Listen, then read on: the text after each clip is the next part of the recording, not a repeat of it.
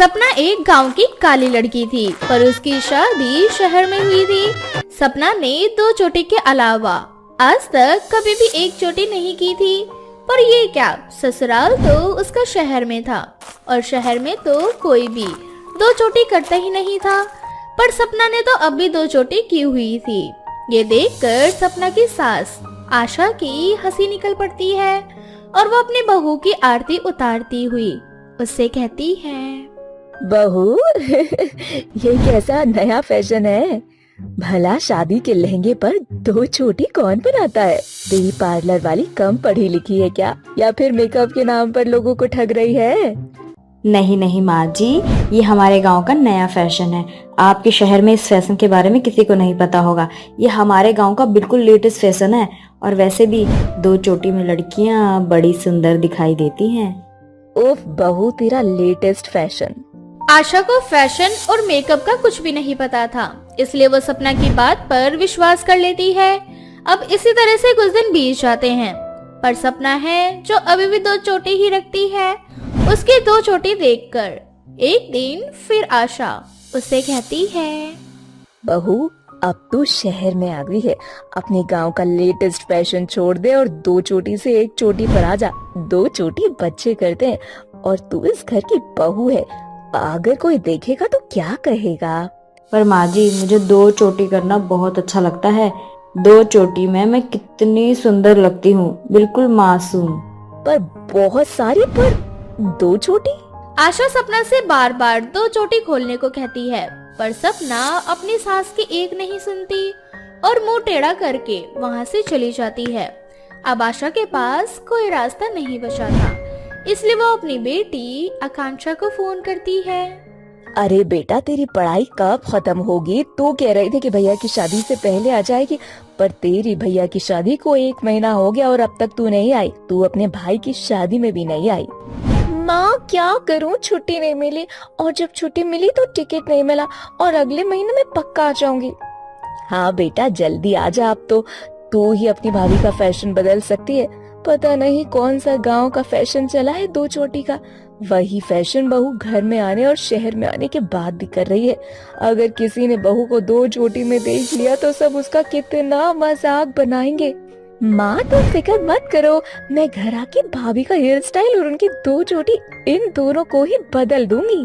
अब आशा आकांक्षा से बात करके मार्केट चली जाती है और कुछ देर बाद घर पर कुरियर वाला आता है और दरवाजा सपना खोलती है। अरे बेटा, घर में कोई बड़ा नहीं है क्या? जाओ जाकर मम्मी पापा को आवाज दे दो, उनका कुरियर आया है।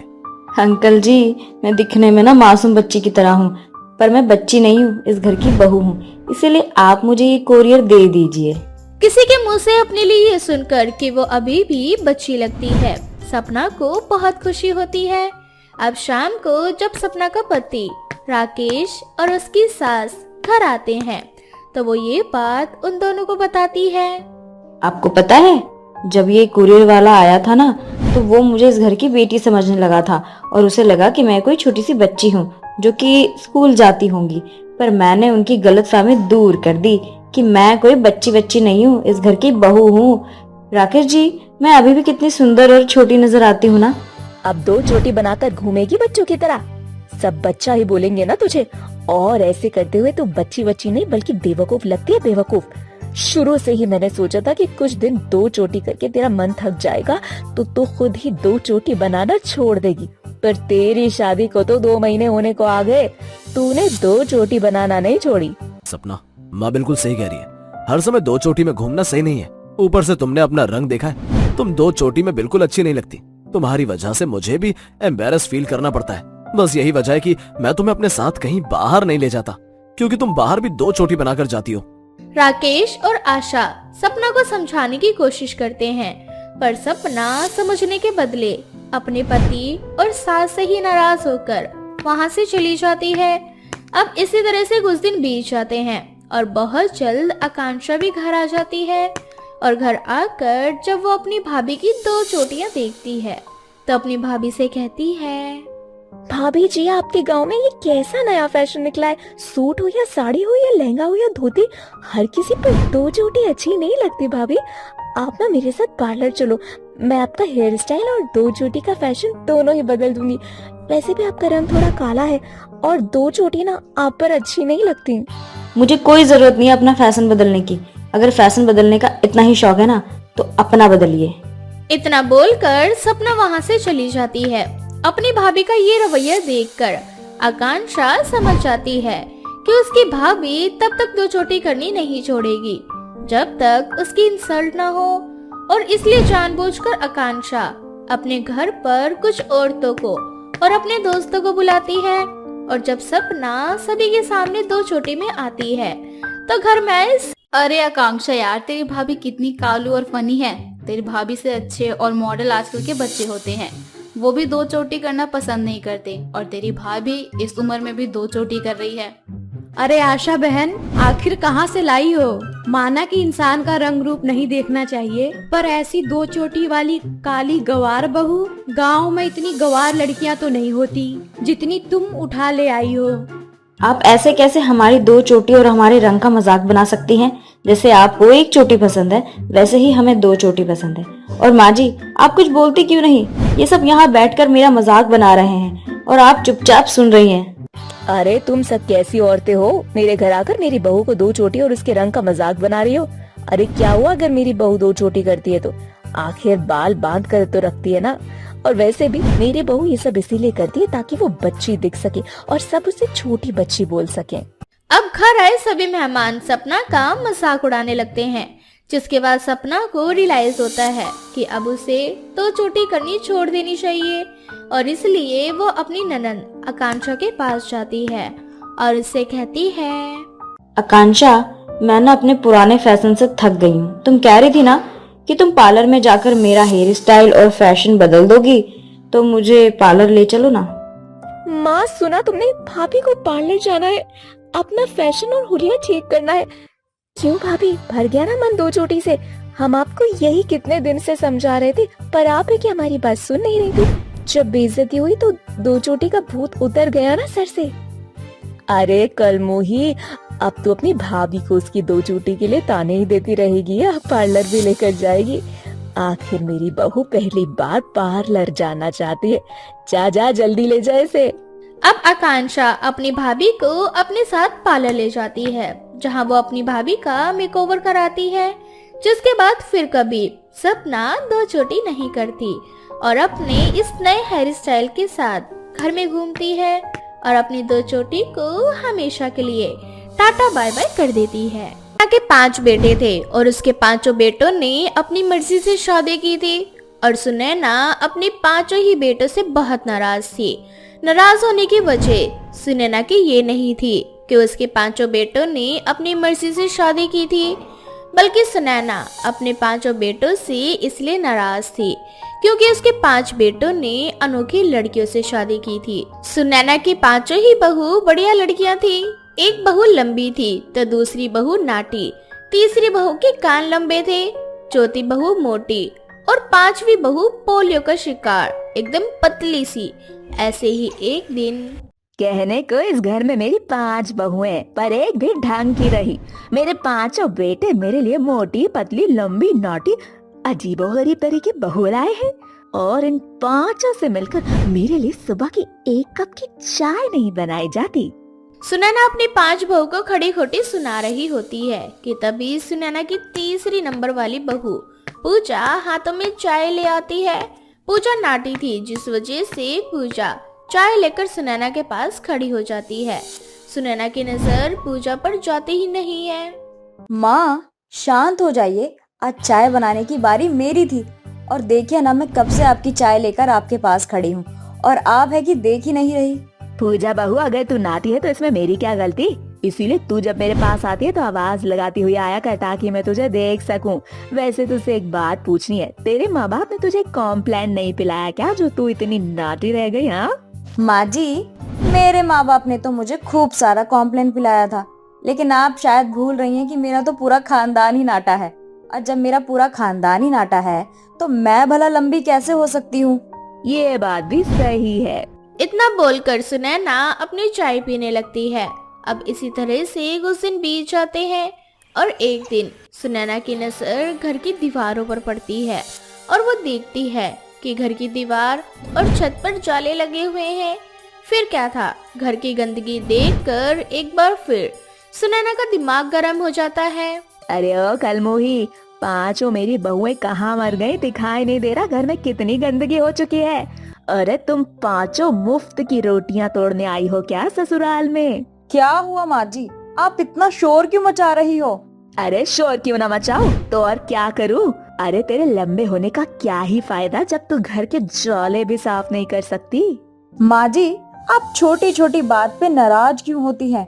आपकी पांचों बहुएं अनोखी तो हैं ही, पर लगता है कि आप भी एक अनोखी सास है जिसकी याददाश्त कमजोर है। लंबी बहू मतलब आरती बहू, तेरे कहने का मतलब क्या है? तुम पांचों की तरह मैं भी लंबी नाटी मोटी पतली और बड़े कान वाली हूँ जो तुम मुझे ऐसा बोल रही हो? माँ जी, आप नाराज होना बंद करेंगी तो ही तो मैं आपको बताऊंगी ना कि मैं मायके गई थी और मेरे अलावा इस घर के जाले कोई और साफ तो कर ही नहीं सकता, क्योंकि आपकी लंबी बहू तो सिर्फ और सिर्फ मैं ही हूँ। हाँ हाँ, याद आ गया। अब मेरे सर पर बैठने की जरूरत नहीं है, चुपचाप से घर की सफाई कर। इतना बोलकर सुनैना अपने कमरे में जाकर गुस्से में अपनी 5 बहू के बारे में भला बुरा कहने लगती है। ना जाने मेरी किस्मत में क्या लिखा था जो भगवान ने मुझे ऐसी 5 बहुएं दे दी। एक पराठा और चाय लेकर आती है तो दिखाई नहीं देती, सबसे नाटी है, पर खाना भी वही बनाएगी। दूसरी लंबी है, सफाई करने की जिम्मेदारी नहीं लेती। एक और है जिसके हाथी के कान है बड़े बड़े खरगोश की तरह, सारी बातें सुन लेती है, कितना भी धीरे से क्यों ना बोल लूं। सुनैना अभी बोल ही रही होती है कि तभी सुनैना की बहू इमली अपने बड़े कानों के साथ उसके सामने आ खड़ी होती है और अपनी सास से कहती है, माँ जी, जब आप जानती हो कि मैं अपने तेज कानों से आपकी बुराई साफ साफ सुन लेती हूँ, तो फिर आप मेरी बुराई करते ही क्यों हो? ओ मैं तो डर गई। क्यों बहू, तू क्या कहीं की तोप है जो मैं तेरी बुराई करने से डरूं? हाँ, मेरी और भी तो 4 बहुएं हैं, उनकी भी तो बुराई करती हूँ, फिर भला तुझे कैसे छोड़ दूं मैं? और वो मोटी शिल्पा कहाँ है? उसको बोलो आकर मेरे पैर दबाएगी, मेरे सोने का समय हो रहा है। अभी भेजती हूँ शिल्पा को। इस तरह से इमली बेचारी मुंह बनाकर वहाँ से चली जाती है और शिल्पा अपनी सास के पैर दबाने के लिए भागती हुई कमरे में आती है। मैं तो थक गई माँ जी। बिना कुछ किए? माँ जी, ये क्या कह रहे हो? मैं आपके लिए कमरे से भागती हुई आई हूँ, आपको दिखाई नहीं देता मैं कितनी मोटी हूँ? कई बार तो मैं आपके कमरे के दरवाजे में फंस जाती हूँ। मेरे बारे में थोड़ा तो सोचा करो माँ जी। बस बहू, जो मुझे सोचना था वो मैंने सोच लिया तेरे बारे में। अब चल जल्दी से मेरे पैर दबाना शुरू कर। इस तरह से शिल्पा अपनी सास के पैर दबाने लगती है। अब समय बीतता जाता है और समय के साथ सुनैना अपने बहुओं को पसंद करने लगती है और एक दिन अचानक से सुनैना को पता चलता है कि मोहल्ले में एक प्रतियोगिता हो रही है। इस प्रतियोगिता में जो बहू जीतेगी उसे इनाम के तौर पर 10,000 मिलेंगे। पर इस प्रतियोगिता के बारे में सुनने के बाद मोहल्ले की सारी सासें खुश होती है सिवाय सुनैना के। क्या हुआ बहन, तुम खुश नहीं हो? तुम नहीं चाहते क्या कि तुम्हारी बहू भी इस प्रतियोगिता में हिस्सा ले? हाँ बहन, चाहती तो मैं भी यही थी कि मेरी 5 बहू इस प्रतियोगिता में हिस्सा ले, पर तुम तो जानती हो ना मेरी बहुएं कितनी अनोखी हैं। और इस प्रतियोगिता में 5 राउंड है। पहला भागने का, दूसरा पतली गली से निकलने का, तीसरा जाल के नीचे से जाने का, चौथा तरह तरह की आवाजों को पहचानने का और 5वां ज्यादा से ज्यादा जगह घेरने की। भला मेरी 5 अनोखी बहुएं इस प्रतियोगिता के राउंड को कैसे पूरा करेंगी? सुनैना अपनी पड़ोसन से बात कर ही रही होती है कि इमली के कानों में उसकी सास की आवाज चली जाती है और वो अपनी जेठानी और देवरानी के साथ प्रतियोगिता में नाम लिखवाने के लिए अपनी सास के पास पहुंच जाती है। माँ जी, आप बिल्कुल चिंता मत कीजिए, इस प्रतियोगिता को तो हम ही जीतेंगे। बोल कौन रहा है जो खुद ना आता है?